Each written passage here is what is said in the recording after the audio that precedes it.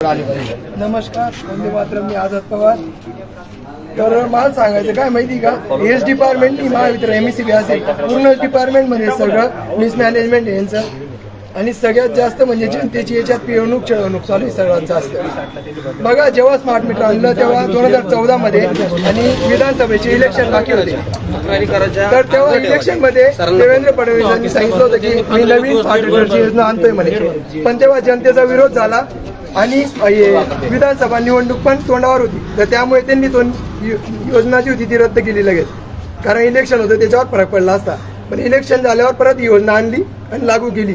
पण त्याच्यात सांगितलं आहे की ज्यांना नवीन घर आहे, म्हणजे एकदम नवीन घर बांधलं असेल, नवीन हे घ्यायचं असेल, मीटर बसवायचं असेल, त्यांच्यासाठी इथे जे जुने आहे त्यांचे सुद्धा लावता येते.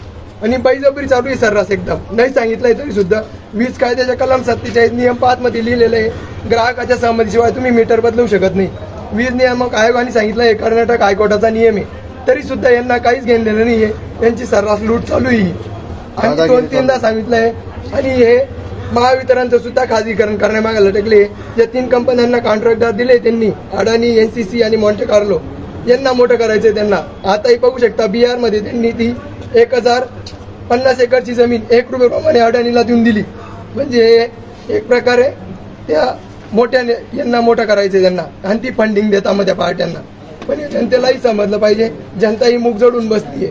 जनतेला जेव्हा त्यांच्या हातात टाइम येतो तेव्हा बोलत नाही ना, मग हे पुरवावं लागतं. रोज रोज इथे येऊन बोंबला. आणि बाकीचे तर वेगळंच आहे, पोलीस डिपार्टमेंट हे तर रोगचं आहे ना तुमचं. या गोष्टींमध्ये तुम्हाला अडकवून ठेवलेलं आहे. हा सर्रास प्लॅन आहे. आणि आमचा तर नारा आहे, आम्हाला स्मार्ट मीटर नको तर स्मार्ट शाळा पाहिजे. हे काय घेऊन येतं नवीन नवीन तुम्ही? हे प्रत्येक गोष्टीचं आहे. काय पाहिजे आपल्याला? स्मार्ट मीटर नको तर स्मार्ट शाळा पाहिजे. आमचा प्रत्येक वेळेस सांगितलेलं आहे. हे चुकीच्या गोष्टी आणतात आणि त्याच्यात जनतेला अडकवून ठेवत आहे. प्रत्येक वेळेस आम्ही सांगितलंय. वंदे मातरम.